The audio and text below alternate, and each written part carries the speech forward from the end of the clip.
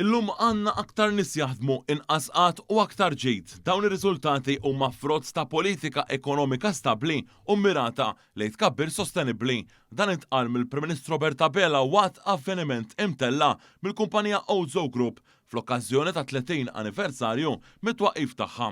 Hawnhekk Dr. Abela innota kif din il-kumpanija privata tul is-snin li ilha topera kibret bħala negozju fi żmien ta' tkabbir ekonomiku u żied li l-Gvern fetaħ il-bieb ta' tkabbir u warrab l-austerità. Fl-istess waqt il-ħejla tas-settur privat ir-riski ikkalkulati u l-impenn ta' mijiet u eluf ta' kumpaniji immexxija mill-Maltin komplew jibnu u jsaħħu dan is-suċċess ekonomiku ta' pajjiżna. Il-Prim Ministru spjega li l-Gvern imexxi minnu jemmen li f'ekonomija li tikber iżda mhux li tikber għaskapitu tal-kwalità, tal-ġustizzja u rispett lejn il-bniedem u minnu.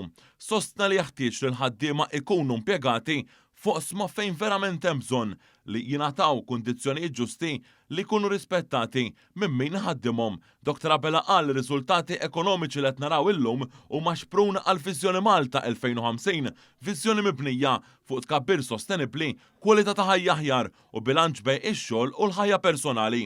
Hawnhekk irrefera għal fatt li l-esperti tal-Fond Monetarju Internazzjonali IMF għalulna li Malta hi l-unika pajjiż tal-Unjoni Ewropea li tant ufdat li l-IMF ma jħoss il-ħtieġa ta' sorveljanza ekonomika ta' kull sena.